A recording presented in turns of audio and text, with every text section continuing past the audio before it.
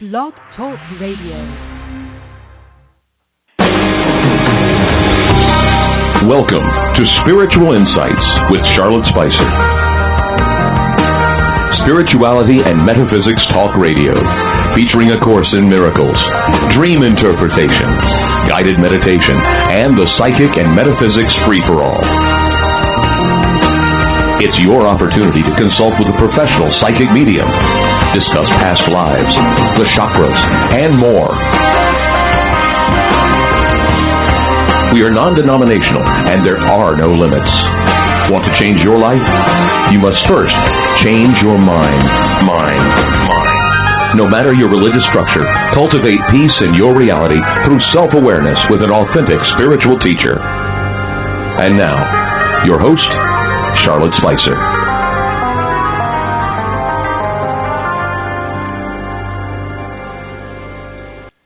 Hello, everyone. Thank you so much for tuning in.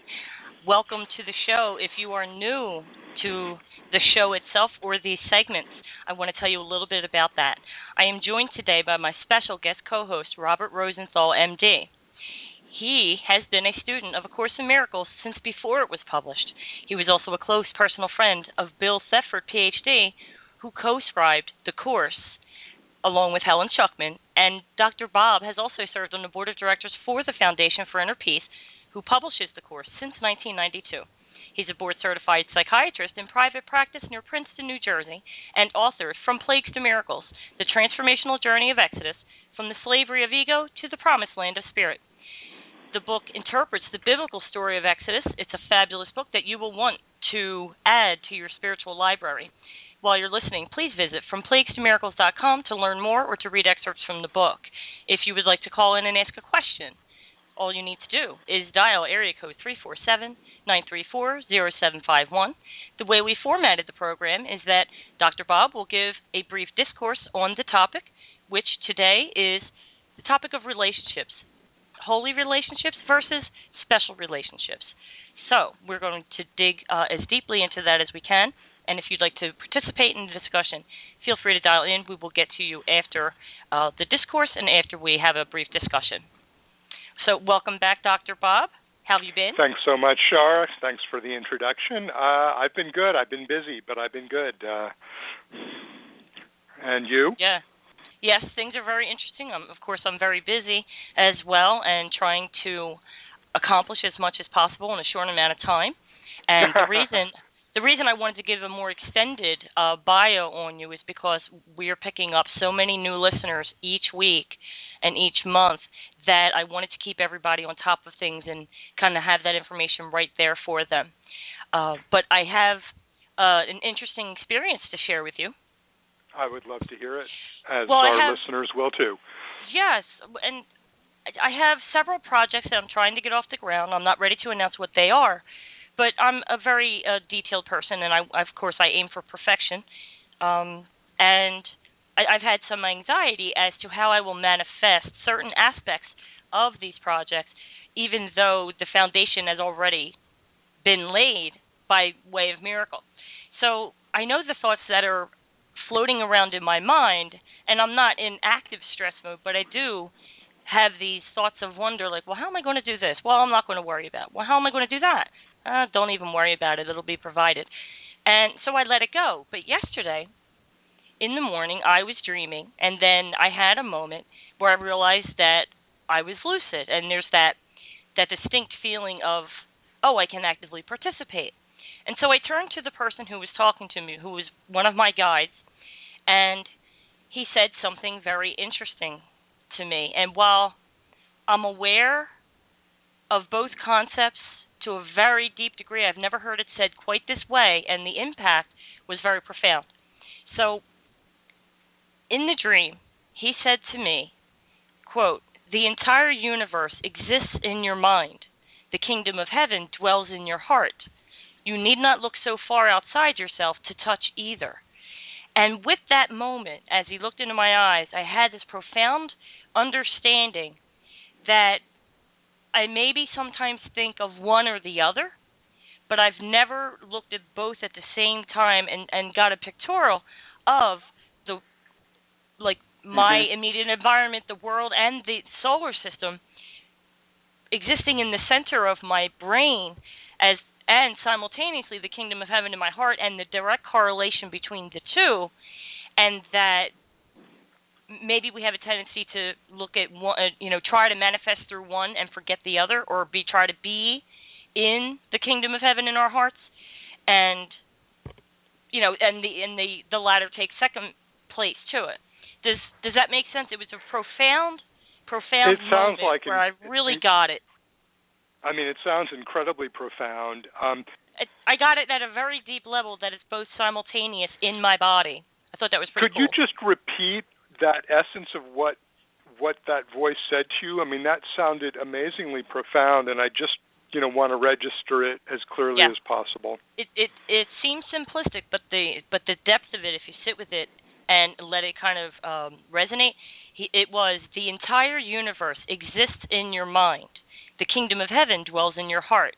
You need not look so far outside yourself to touch either, which I took to mean, like, what do you mean the whole universe exists in my mind? Like it's a figment of my imagination? But I dismissed that idea immediately and realized that what it was saying was, because the entire universe exists in my mind, that gives me direct access to it. Yes. Well, and it is a figment of your imagination, or of our collective imaginations. The universe, I mean, the world of perception, as the Course says, is a mirror, not a fact. So it is out there, and that's why we can influence it. But where we really become skillful learners is when we recognize that, as your voice said, by accessing the kingdom of heaven, of love in our hearts, then the universe that we're projecting out from our minds suddenly aligns and becomes a much happier place to be living in. But that's not even really the goal. The goal is still oneness. The goal is to wake up. Right. A side effect of that quest is things get better. Right. And of course, the timing is perfect because you had several days ago emailed me what topic you wanted to talk about, and of course, this is. I think in 20 years we could never get through A Course in Miracles to the depth that you and I would like to. But so I sat with that for a little while yesterday, and then I was very busy yesterday, and I said, well, I'll go through the material tomorrow as I usually do, and because there's 3 chapters to reference in our recommended reading. And then today when I went through it, here's what I found in Chapter 17. And this is Chapter 17, Section 5, The Healed Relationship, Paragraph 14. If heaven were outside you, you could not share in its gladness. Yet because it is within, the gladness too is yours. You are joined in purpose, but remain still separate and divided on the means. Yet the goal is fixed, firm, and unalterable. And the means will surely fall in place because the goal is sure, and you will share the gladness of the sonship that it is so. How perfect is that? Wow, that is... Isn't that cool? Perfect. Yeah. I was worried about the means of how I'm going to get my project off the ground. Yeah, that's beautiful. Well, and you were already tapped into the topic before we even decided on it, in a sense. And I mean, it just goes to the oneness of mind. I mean, we can look at all of these synchronicities and miracles, and from an ego level, we just marvel. Isn't that amazing? And how can people do these things and psychic powers? When in point of fact, from the perspective of oneness, as you align, as we all, line up, kind of like iron filings under a magnetic field, it's inevitable. I mean, they can't not happen because mind is one. And so the better we bring our own individual mind into alignment with that oneness, the more we're going to see manifestations of it. And the more we see manifestations of it, the better it feels, the more loving it feels, the more connected we are. Yeah, so I feel really happy, and I need not worry, and that brings me peace. Yeah, I'm back to I love it. So I love this topic. You had recommended certain passages in Chapter 16, 17, and 22. Really great stuff. And I'd like to turn it over to you now and hear your beautiful thoughts on the topic. Well, thank you. And of course, having picked a few of those sections, I was very aware of how much I was leaving out and how just about all of chapters, 16 and 17 and much of 21, and are focused on the special relationship. And indeed, by chapter 24, there's a whole chapter on specialness. So this is a topic, we could easily spend, a day's workshop on and not cover it all. That said,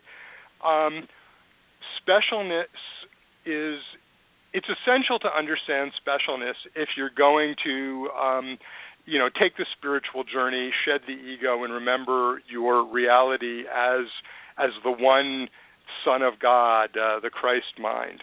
And I think this is why so much of the text of the Course is focused on specialness. We don't get as much of it in the workbook, even though we are actively working on that through the process of forgiveness. But the ego loves specialness. It's a hallmark of the ego, and it can't not be, because the ego, has separated itself from oneness, from God, and knowing that it's kind of an inferior, partial fragment that isn't even part of the oneness, because once you fragment oneness, you don't have oneness, that it's just an illusion. The ego has to try to, seek for all of these things to bolster it up and justify its existence and make it feel like it doesn't need God, it doesn't need oneness, it's perfectly fine without it. And so the ego seeks for a number of different forms of specialness, and I do think they are limited. I think the ego looks for specialness through fame, or through power, or through wealth, or through beauty or talent, or your intelligence, smarts. But in all of these things, some of us have it, some don't. We know that not everyone is going to be famous. Many of us don't even want to be famous. Oh my God, don't push me out there in that spotlight.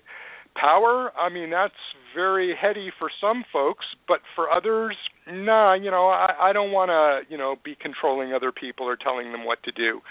Wealth, well, I guess we all want wealth at some, at one level or another, but we all recognize that we're not going to be billionaires, or we're not willing to do what it takes and, screw people out of their money the way some individuals feel they have to do to gather wealth.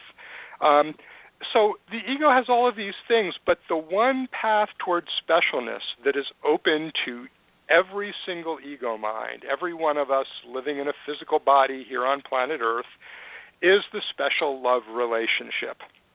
You don't have to be famous or powerful or rich to fall in love and be gloriously happy forever after as you and your beloved walk hand in hand into that sunset. And I think this is why the Course takes on the special love relationship before it then goes to the broader topic of specialness in general, because the special love relationship is kind of the epitome of specialness and the ego's hunger and thirst for it, craving for it. We all know what the special love relationship is. We wouldn't have Hollywood movies and we wouldn't have Motown music if it wasn't for the special relationship. Two people's eyes meeting across a crowded room and they fall in love. We see it portrayed kind of in two different forms in the romantic comedies, the rom-coms that Hollywood gives us. There's the template where two people just despise each other, but we know they're destined to be together. And, of course, through the course of the movie, they realize that they are supposed to be together, so love triumphs over hatred. Examples of this would be When Harry Met Sally, or the old Humphrey Bogart movie, The African Queen, or the even older classic with Claudette Colbert and, I was going to say Rhett Butler, Clark Gable, It Happened One Night.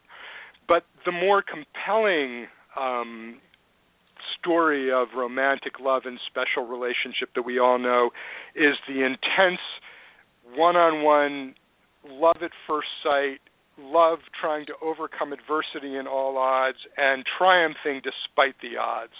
And I think here of course, Romeo and Juliet and the movie Titanic. The interesting thing about those two movies is, there's just this intensity of love, and it triumphs but it always triumphs in death. It's kind of funny. It's like for that love to triumph, it has to leave the physical world. If we picture Romeo and Juliet getting married and having kids and, raising them, they're going to have the same kinds of, ups and downs and good days and bad days. And, Romeo's going to have bad breath in the morning and Juliet's going to start getting a few wrinkles. And, so in a sense, even in its most popular portrait, the special love relationship is a fiction. It can't last. It can't be brought into reality. It works best when it flares briefly and then everybody dies. And of course, if you said, well, you can have true love, but then you're going to be dead in, a month, I don't think too many of us would sign on. A Course in Miracles portrays this, the special love relationship as not real love, because real love is inclusive. Real love doesn't discriminate. Real love doesn't see specialness. But that the special love relationship is an illusion of love that attempts to bring an illusion of love into the world of physicality, of illusion, in order to hold at bay the hatred that's really there. Now, some people have trouble with this. They go, hatred, what do you mean hatred? Well, first, look around. There's violence, there's murder, there's jealousy and anger everywhere. But if you perhaps substitute for the word hatred the idea separation, an illusion of love that holds off the notion of separation and that we're all leading our separate lives of desperation, trying to eke out some happiness in this, veil of sorrow, then I think the special love relationship starts to make sense. It's a shelter from the storm, or as the music likes to tell us, as long as I've got you, babe, nothing can bother us. We'll overcome all adversity. That's the drug that we're all raised on. And even the best movies show that it is an illusion. I mean, one of my favorites is the '60s movie The Graduate with Dustin Hoffman, where he's chasing the woman Catherine Rosen, pursuing her in every obstacle, and at the end, he wins her. She goes with him, and they're sort of sitting at the back of the bus, her in the wedding dress that she was wearing to get married to another guy, and him with a dumb grin on his face. And sort of the implication is, where are they going? The bus is going somewhere. What next? The story doesn't end there. So the special love relationship. I'm sorry. Go ahead. Just with a sense of triumph over acquiring love. Yes. And this is what I wanted to get to, is the special love relationship is most intense before it happens. And this is sort of the bookend to the Romeo and Juliet death part. We are most in love and infatuated while we're pursuing the object of love. And I remember this, when I'd fall in love with a girl at 16 or 18 or 20, I mean, the pursuit was everything. The moment that they turn around and love you, in a sense, the clock starts running in the other direction, and the specialness begins to drain out of it. Now, from A Course in Miracles perspective, this is classic because, as the Course tells us, the ego's motto is seek but do not find.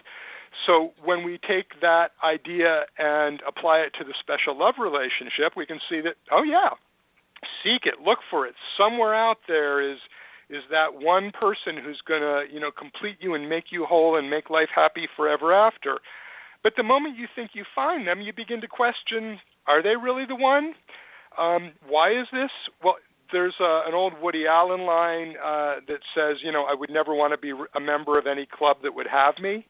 And I think that love relationships work a little like that. The moment that the other person actually loves us, it feels tremendously gratifying, but there's also a sense of, how could they love us? I mean, we're flawed, we're inferior, and we thought that they were so much better. We chose them because they were more special than we were. And by hooking them in a love relationship, we don't have to feel our inferiority, our flawedness. We can sort of piggyback on their specialness, and in that way, we're complete. But the moment they're with us, how special can they be if they don't recognize, what a mess we are? And so from the moment that there is that connection, doubt starts creeping in.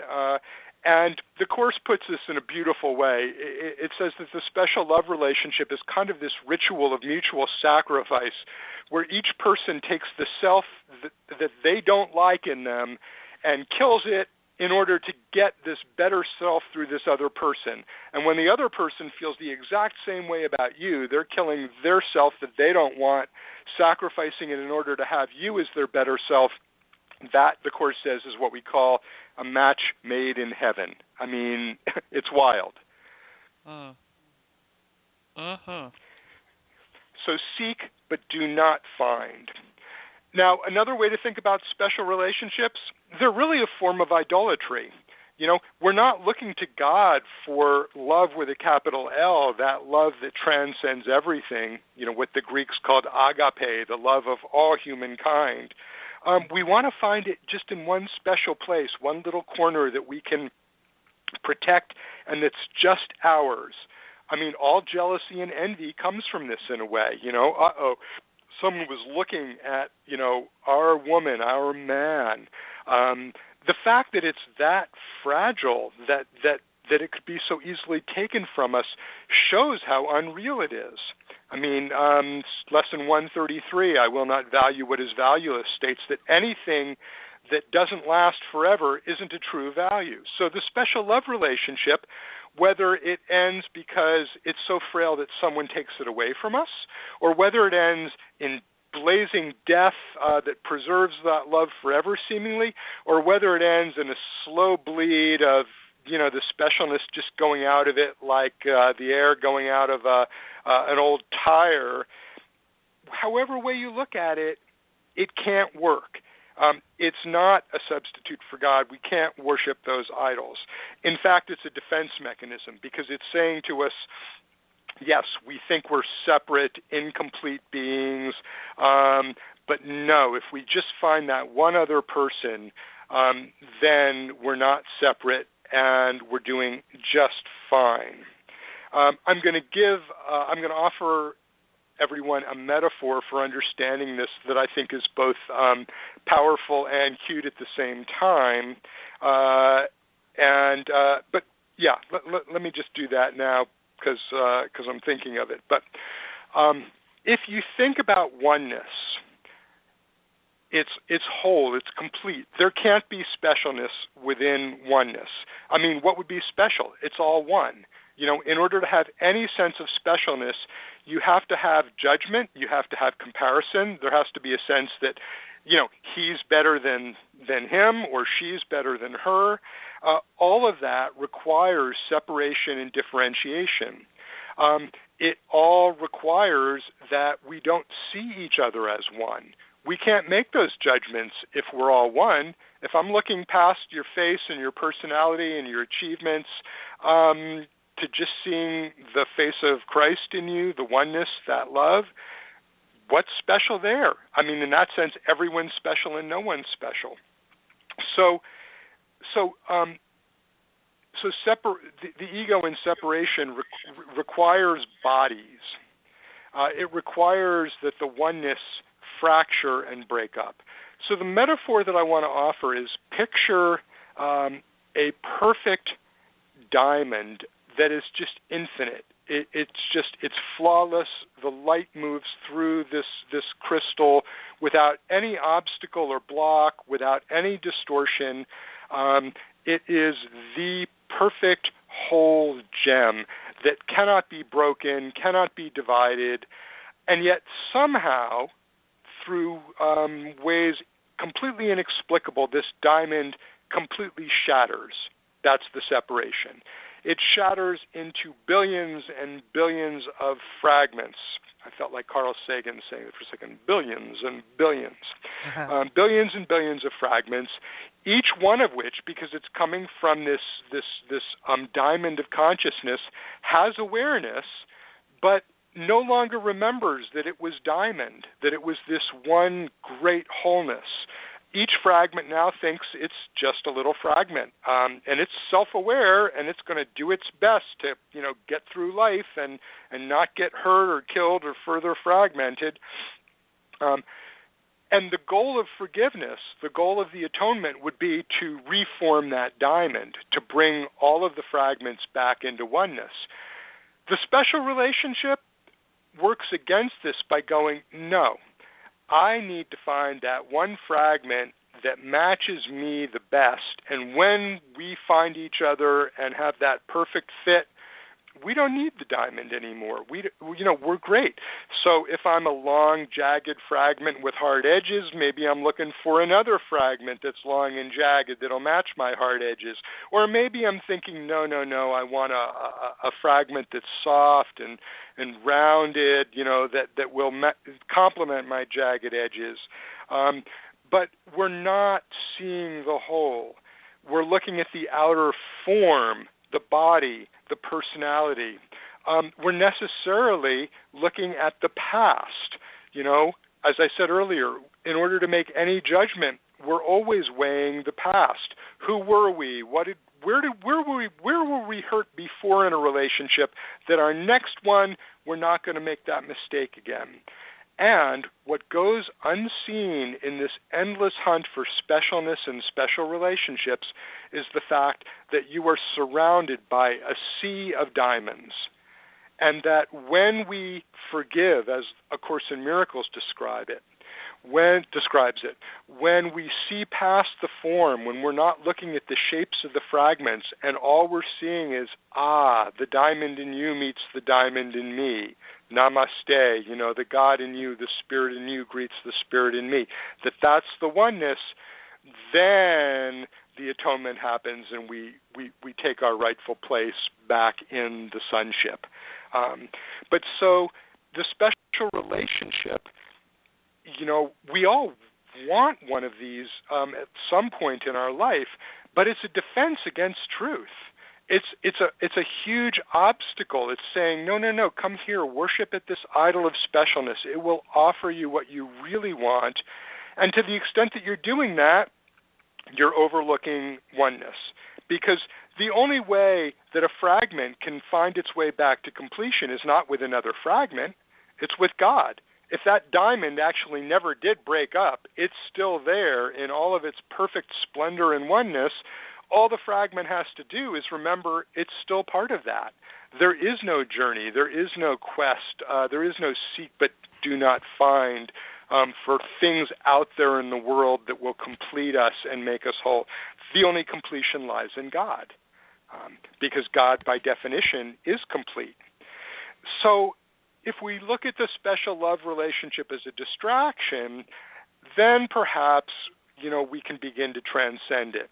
But it's hard to do. I started working with A Course in Miracles when I was 20 years old, and I understood it pretty well after a couple of years. That didn't make any difference. If you had said to me, you can have forgiveness or you can have the special love relationship at that age, I would have said, give me the special love relationship. I really want that. I need to try that. I need to taste that drug.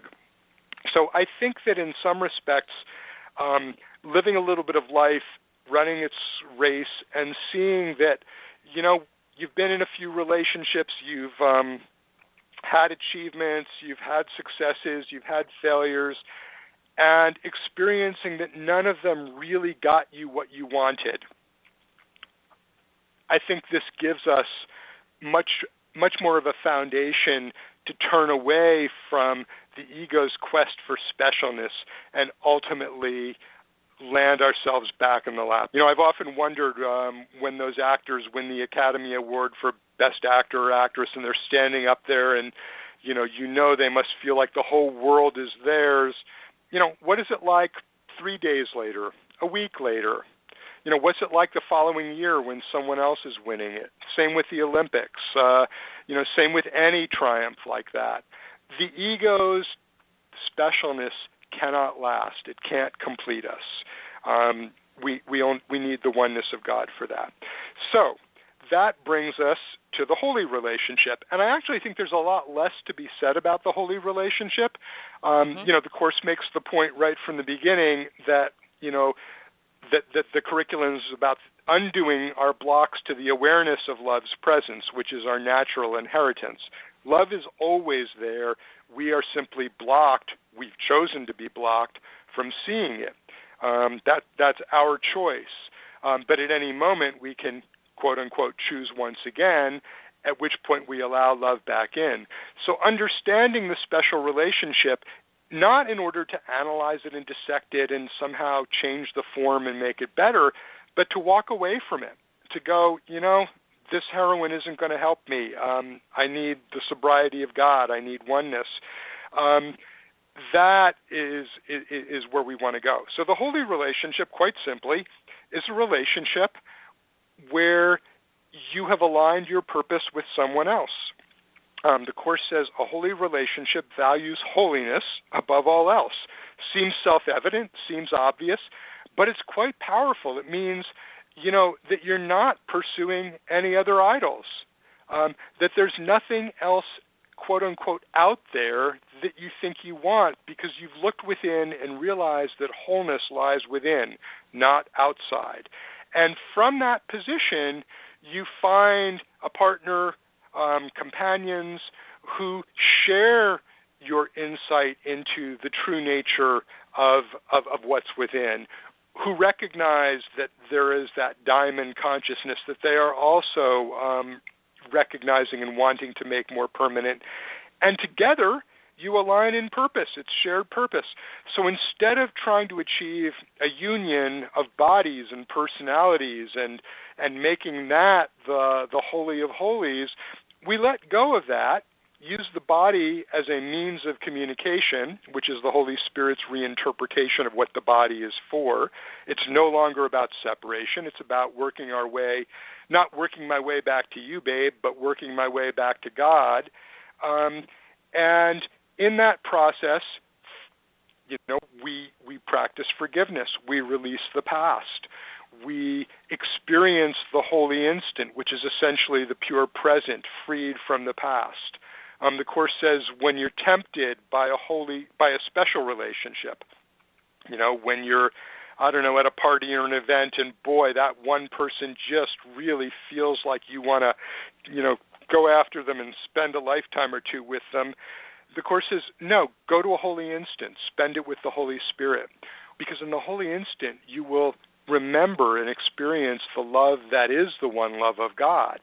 And once you've put yourself back in that place, once you've dissolved back into that, there is no form of specialness that's going to be compelling. You can look at that person again and realize, oh yeah, there's, another fractured, split, separate son of God whom I want to have forgiveness and union with. So we're working towards a union of mind, which was split, rather than a union of bodies, which, the body is the symbol of the ego is the symbol of the separation. You can't bring bodies together. I don't care how good the sex is, there's still a notion of a body there.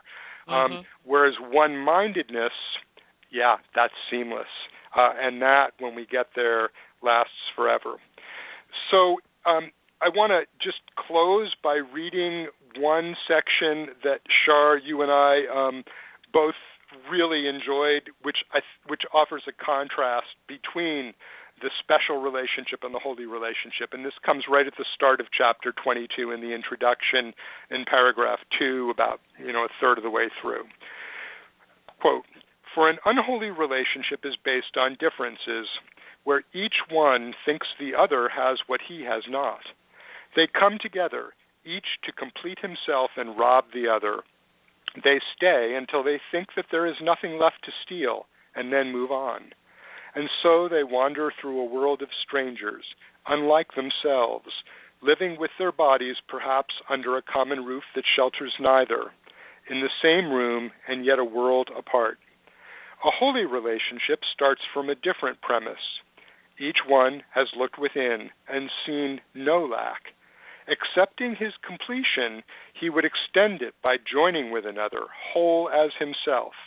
He sees no difference between these selves, for differences are only of the body. Therefore, he looks on nothing he would take. And then skipping a few lines, how far from home can a relationship so like to heaven be? So right there we have the differences. The special relationship looks at differences. The holy relationship sees no differences. And in that, re-embraces truth. So let me stop there. As I said, this is a topic that we could, go on in great depth about and look at all of our personal experience. But I wanted to just, offer that sort of Cliff Notes version. So do you have thoughts or questions or other points? Take it away. All right. That was beautiful. Thank you so much. There's so much to retouch on, and I have some thoughts, and I'd also like your professional opinion as a psychiatrist on some scenarios that many of the listeners may be experiencing, so we can offer them some kind of comfort in their unique situations. So I thought that would make this segment very thorough. I loved your analogy of the diamond shattering into a billion fragments. I thought that was perfect.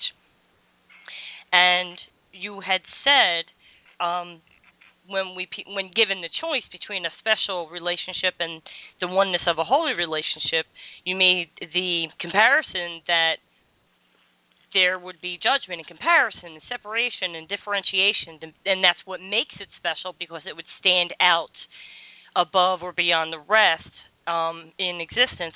And yet with the holy relationship, because it's all the same, that might be seen as dull or vanilla or bland. But I wanted to touch on those comparisons as far as a holy relationship being seen as bland versus the special relationship being seen as colorful. Certainly we can see the attraction.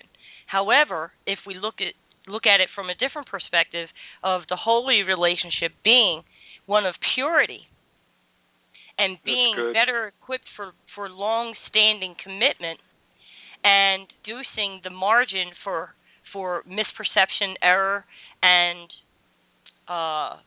pain.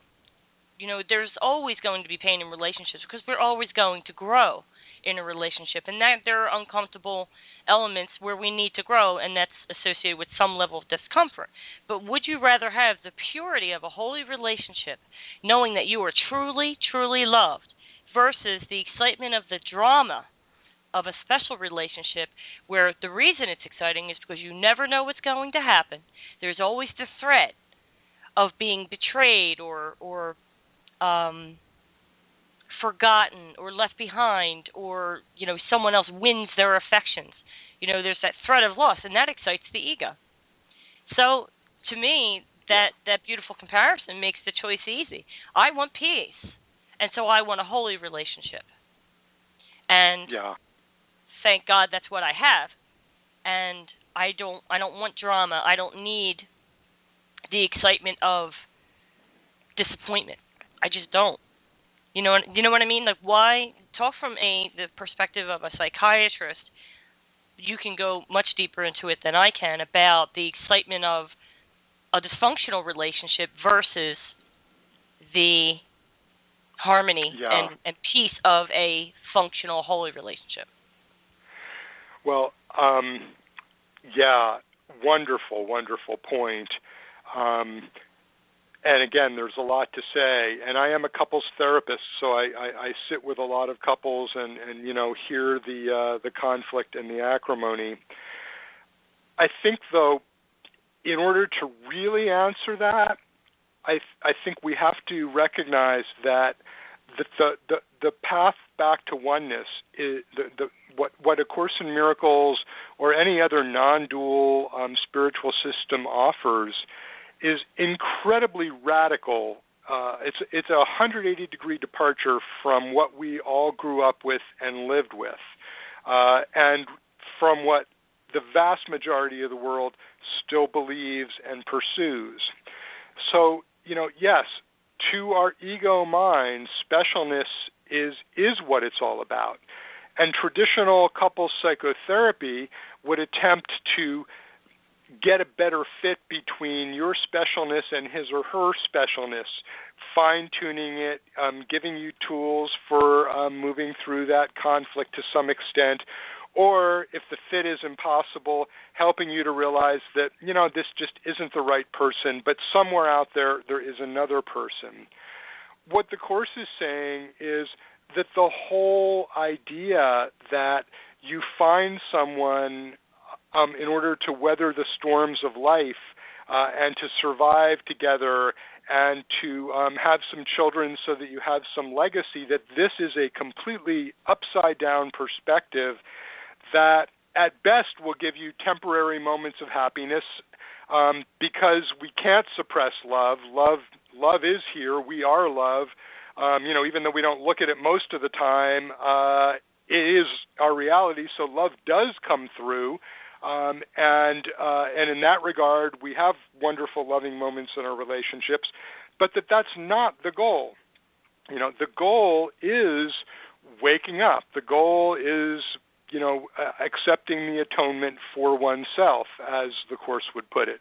And very early on, the Course says the atonement is a total commitment. What that means is if you're committed to anything else, you are not committed to atonement. If you're committed to atonement, that is the plan of think of atonement not in the traditional sense of the word, but as the process by which that one diamond remembers its oneness, its one diamond nature, as opposed to its fragmented nature, and the process by which each fragment takes its place back within that wholeness. If that is your total commitment, then nothing else really does matter except as it plays into that. So, we get into this kind of limbo, this wilderness where, we want our marriages, our relationships to be better, but we think of that partly through the lens of holiness, but partly through the lens of ego. I wish he'd do the dishes more, and it really pisses me off when dinner isn't waiting when I get home from work, et cetera, et cetera. So, Shar, you're absolutely correct about there's always some degree of conflict in a relationship to the extent that we believe we are bodies living in a physical world and that those bodies have needs and demands. The classic one that I run into is, the guy's always wanting sex and the woman's like, well, can't we get connected first, please? I haven't talked to you in a deep, wholehearted way in a week.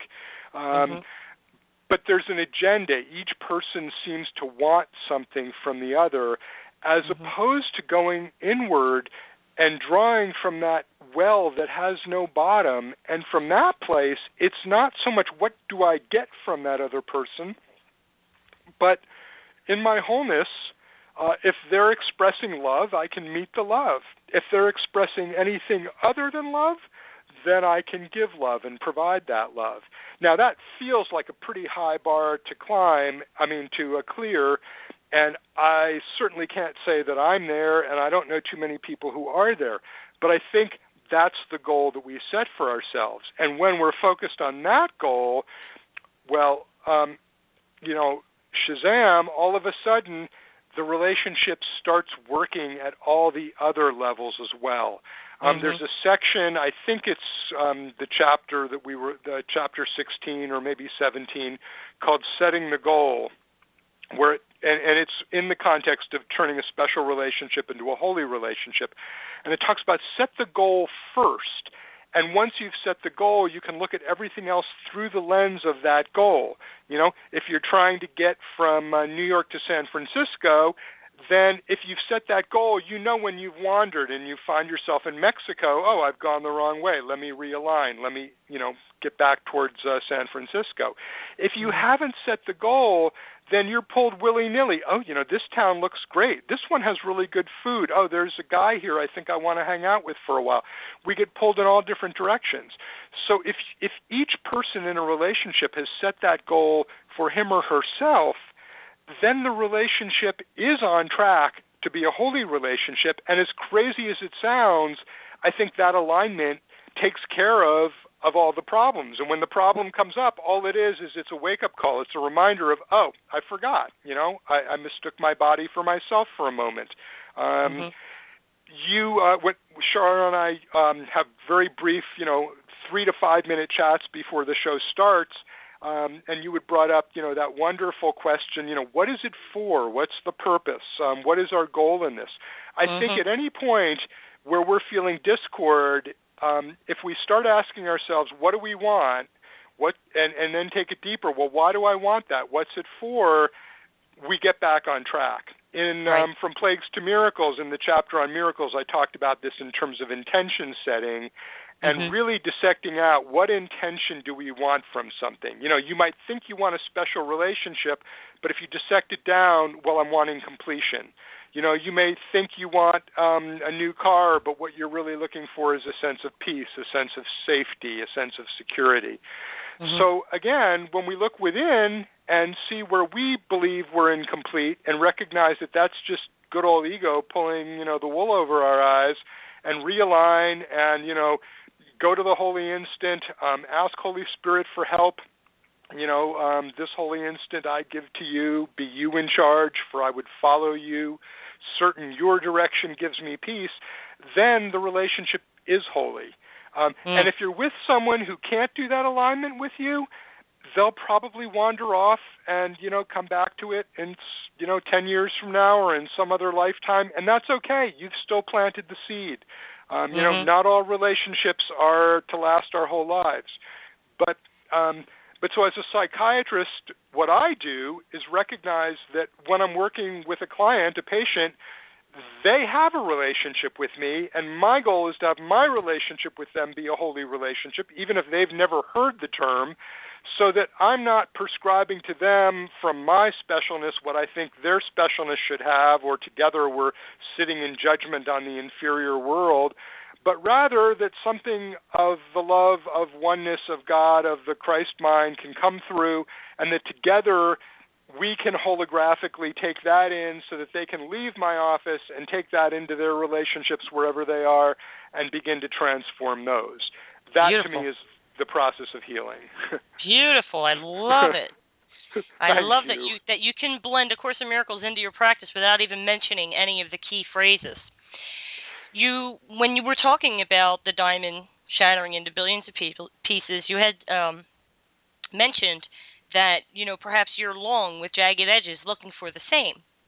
Yeah. And then, and then you get the triumph that I mentioned. You have this triumph of, this wonderful person likes me back and wants to be with me. And after a while, once you become used to that person and get to know them better, sometimes those jagged edges start to chafe and scrape against your senses and vulnerabilities, and that's where conflict enters, and you start to push each other away. And it also says, following the paragraph that you read, no, you didn't, not this part. I wanted to touch on relationships as they are today, and then I wanted to move on another aspect of relationship. But it says, because you spoke so eloquently of the goal, let me start from the section 5, the healed relationship. You read the I was reading from later, from chapter 22. Okay. Yeah. Right, okay. In chapter 17, in section 5, the healed relationship, it says, at once his goal replaces yours. This is accomplished very rapidly, but it makes the relationship seem disturbed, disjunctive, and even quite distressing.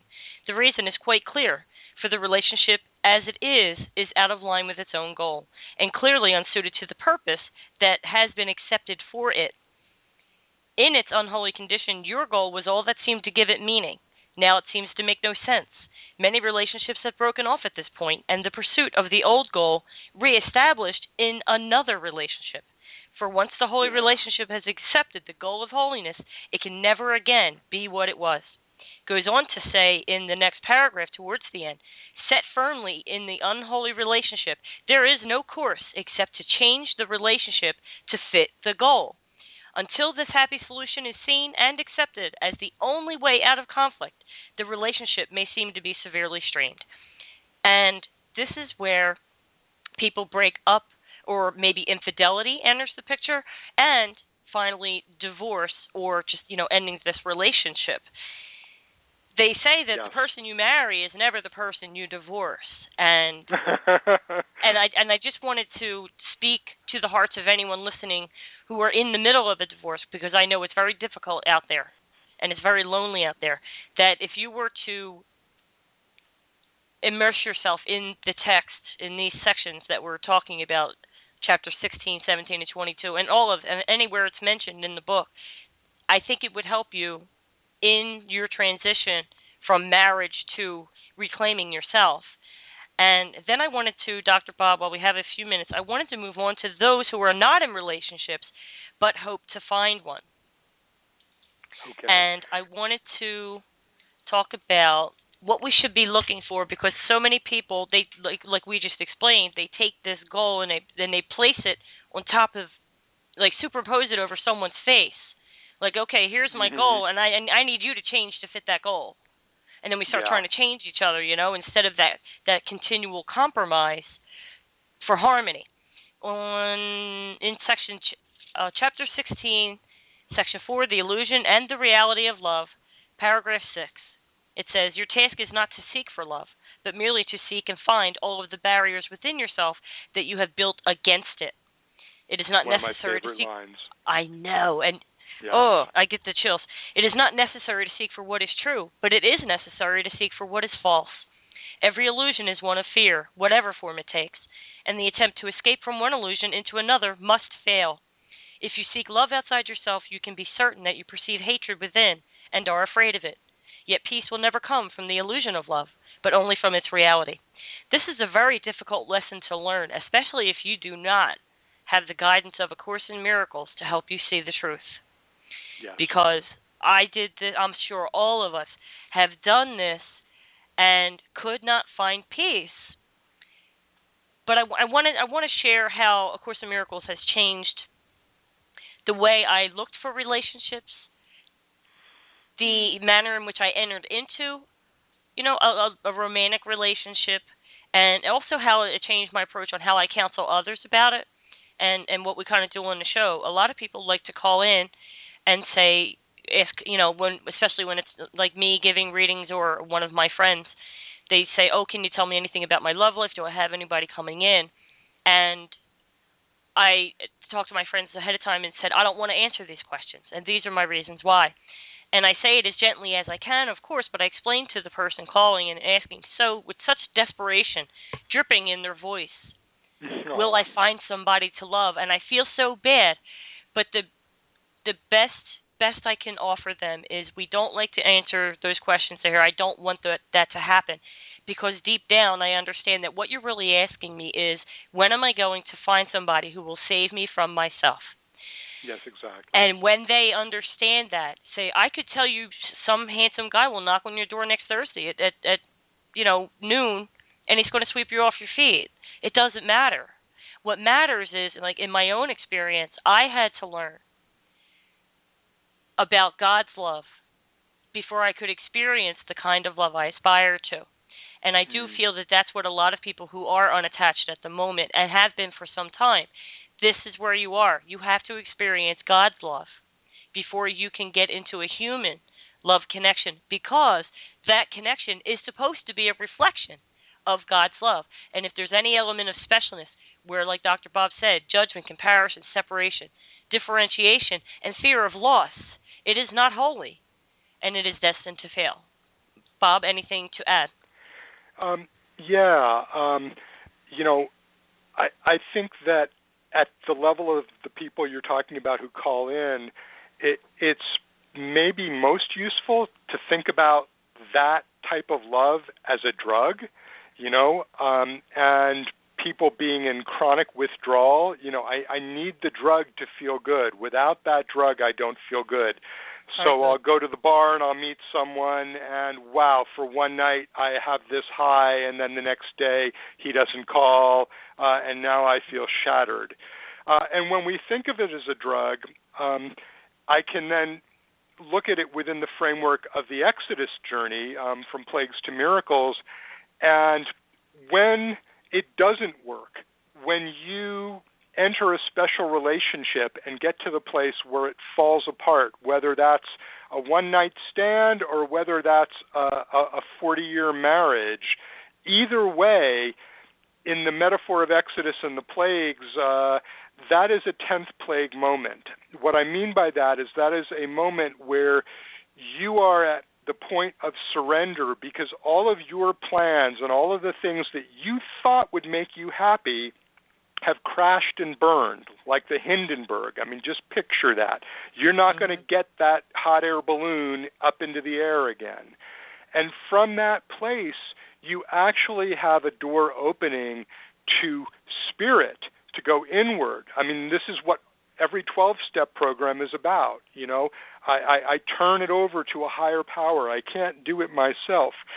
The moment we surrender and recognize that the ego mind can't bring us love, can't bring us happiness, can't bring us pretty much of anything that's really a goal that we would want, we actually call out for help. And, you know, whether you think of it as spirit or the collective unconscious or the higher self, whatever name you want to give it, the name is irrelevant.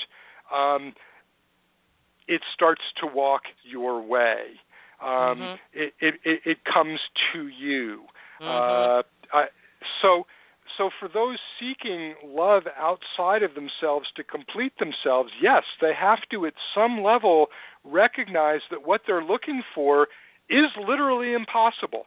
They might as well be trying to jump off buildings and flap their arms and fly. And Absolutely. Each time they fall and crash, and it's like, why can't I fly? I need to find a different building to jump off of, or maybe I'll wear a different outfit. It doesn't work that way. You have to go inward.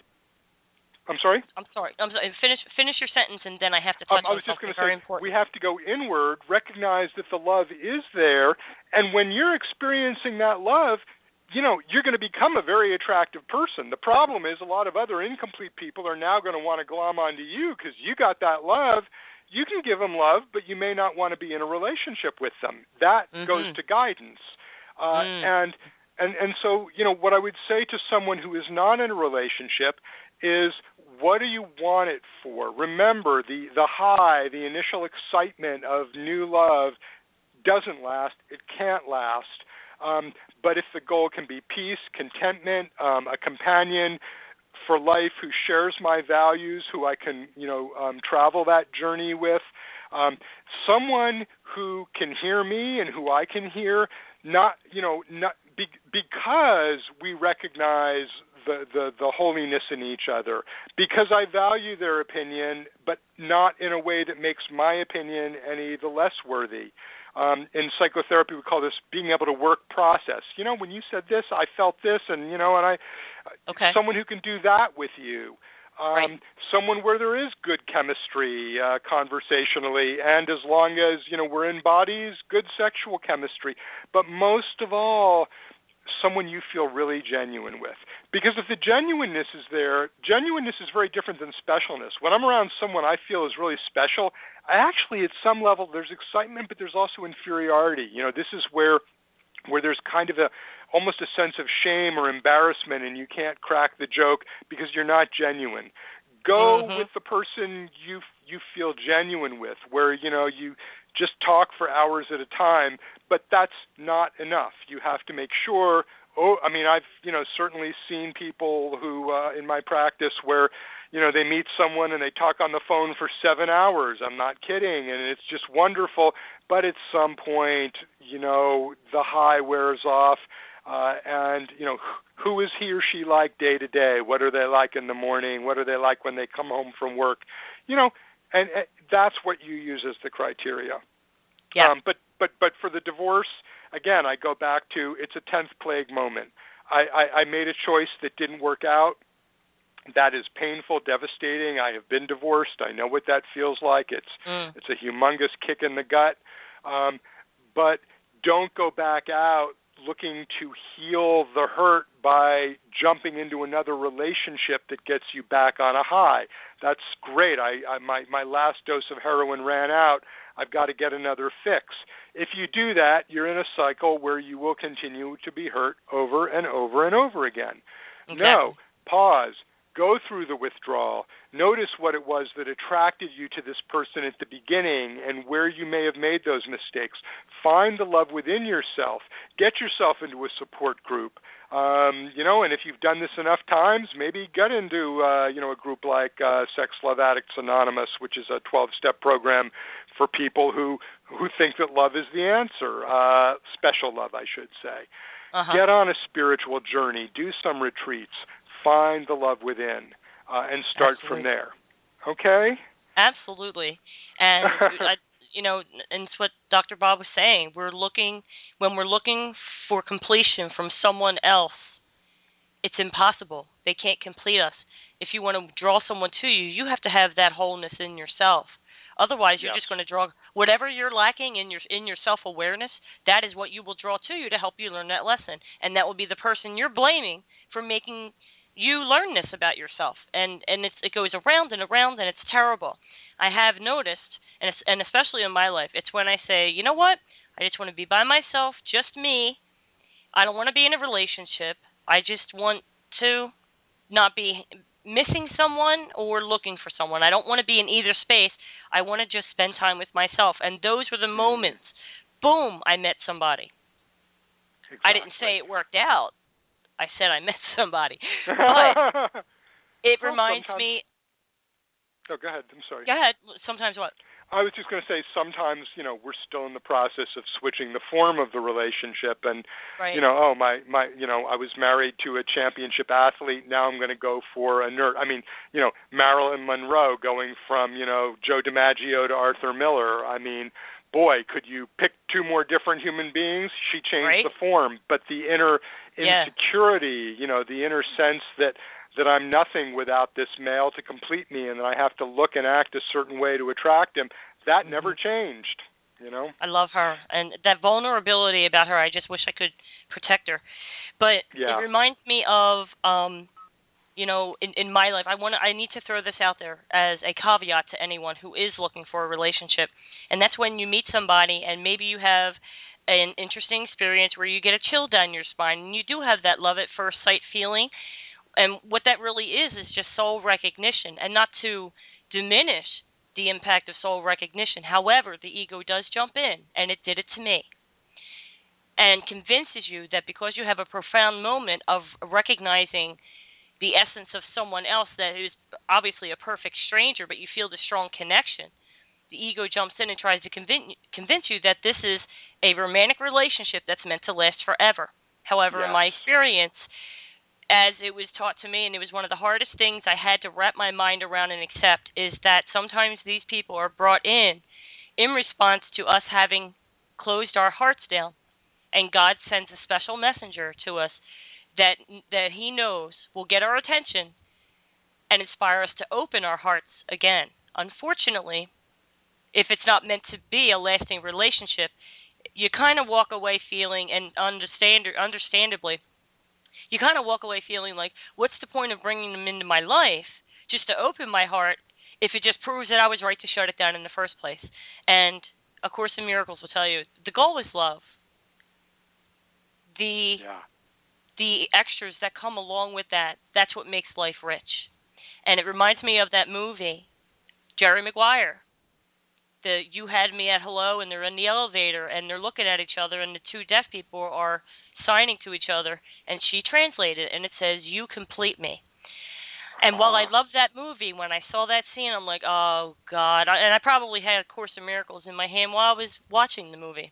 I'm like, oh, no, this is going to give so many people false hope that another person can complete them.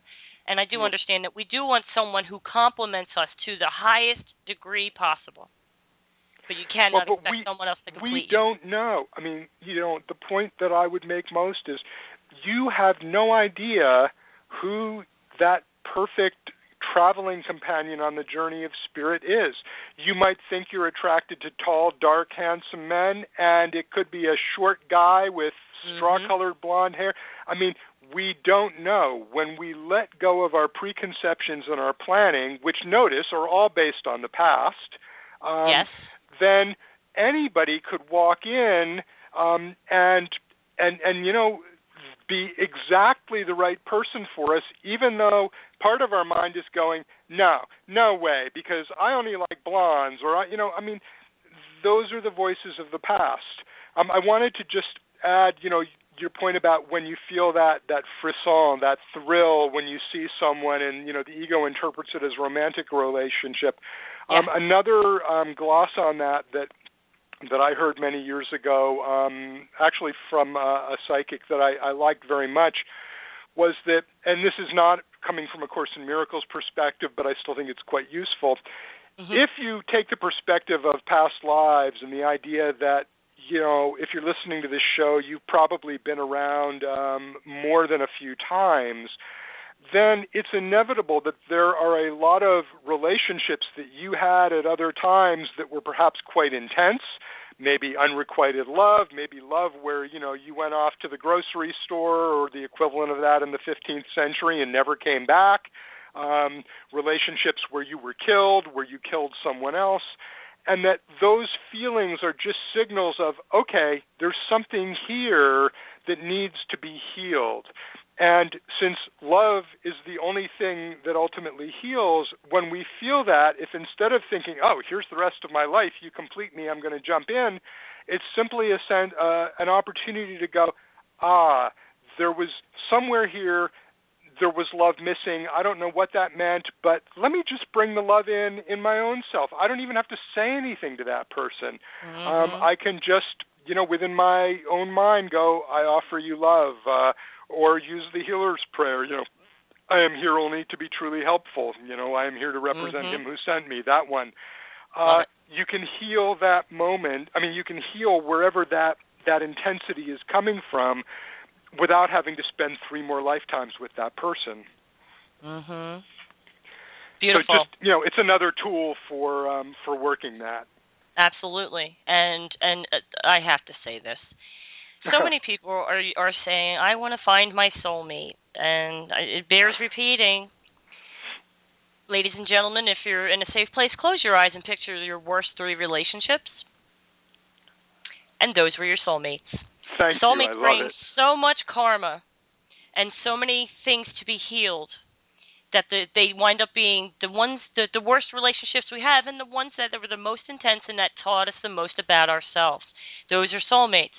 Some people disagree on the term I like to use, which is twin flame, which is someone who can grow at the same rate and pace as you on a spiritual level and be compatible on all the other levels, mentally, emotionally, and physically. So why don't we just marry the two and just say, don't pray for a relationship, pray for a holy relationship. Learn how to set the criteria and set the goal to attract to you the one who would offer you all that he would seek for himself. How's that, right. Bob? Yeah, or in even a broader sense, when the student's ready, the teacher appears.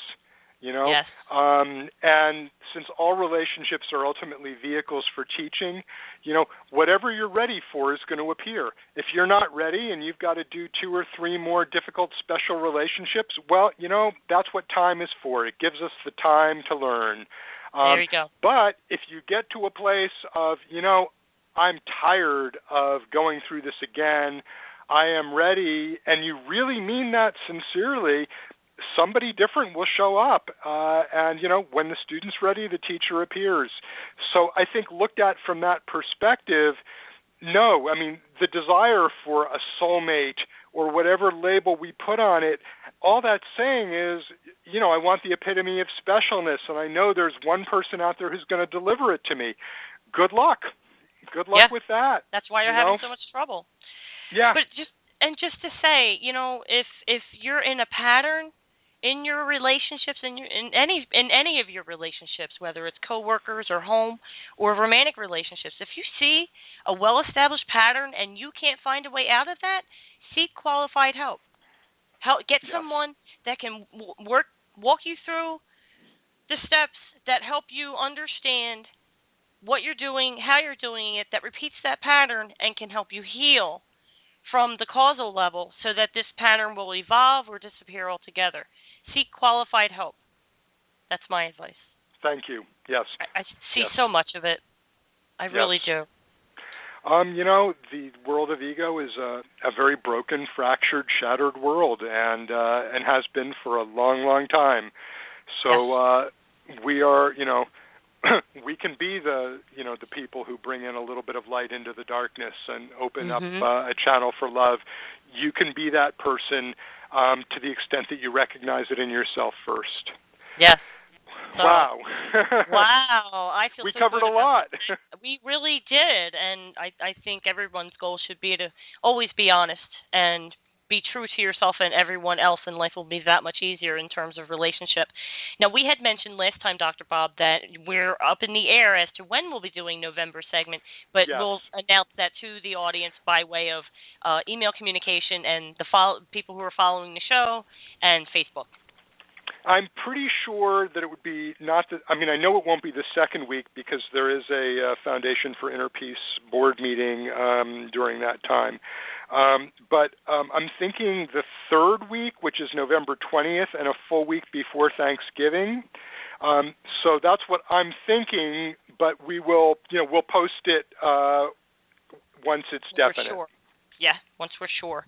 Okay, and when we're told what we'll be talking about, we'll let all of you know. Yeah, and as some of you have noticed, sometimes we don't know until very shortly before the program. Yes, and then it falls into place beautifully. It's just yes, it does. The way we dialogue just demonstrates how we're all connected and how things have a flow if you let go. That kind of thing. Okay, well, anything to let us know? Are you speaking anywhere in the coming weeks that you'd like to let people know about? Mm-hmm. Yeah, in a week from Saturday, there is a huge virtual conference, the Miracle Share virtual conference on A Course in Miracles. It's going to be taking place over 3 days, Friday the 17th, Saturday the 18th, Sunday the 19th, with something like 30 different Course in Miracles teachers. And what they did is asked each of us to speak for half an hour on a topic via Skype. That has already been recorded, so that will be broadcast virtually over the Internet at a particular time, and then followed by a half an hour of live Q&A.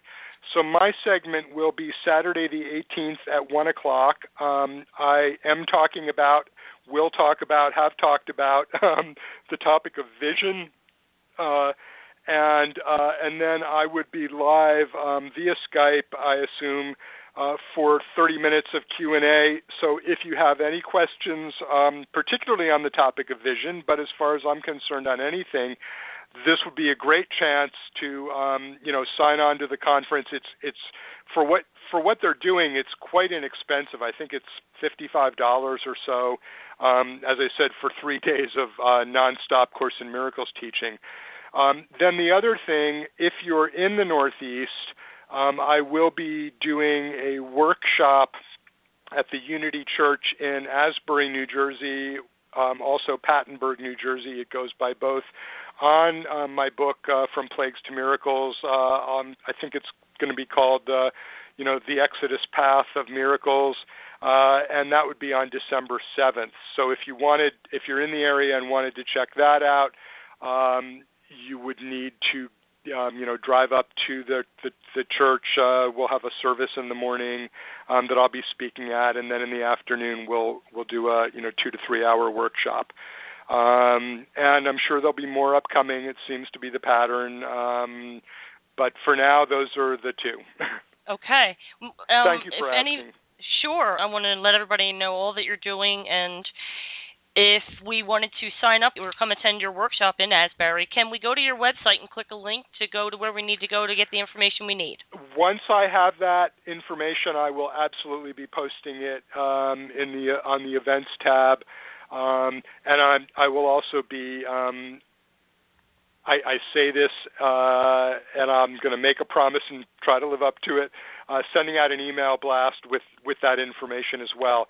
So if you're not on my list from my website and want more information on events that I'm participating in, please sign up, and then when I get time in my busy schedule to write up an email blast that has all that information. But yes, I would be posting it on the FromPlaguesToMiracles.com website. Perfect. Come hang out with us on Facebook, like our pages, and leave comments and feedback if you like. From Plagues to Miracles for Dr. Bob, and of course mine is Spiritual Insights Radio. And I'm not there often. I really don't have time, but I do try to answer people when they send me inbox messages, which is frequently how people get in touch with me. So we will see you on Facebook if you're so inclined. Yes. Okay, so we're going to end the show as usual with a prayer. And I will talk to you next time, Dr. Bob. You have a wonderful meeting with the board of directors, and send everyone my love. Thanks. Will You're do, welcome. and love to everyone. Thank you for joining today. Yes. And I will not be back after the prayer, so let's all just, sink into this. Okay. And this is from Choose Once Again, Selections from A Course in Miracles. Happiness is an attribute of love. It cannot be apart from it, nor can it be experienced where love is not.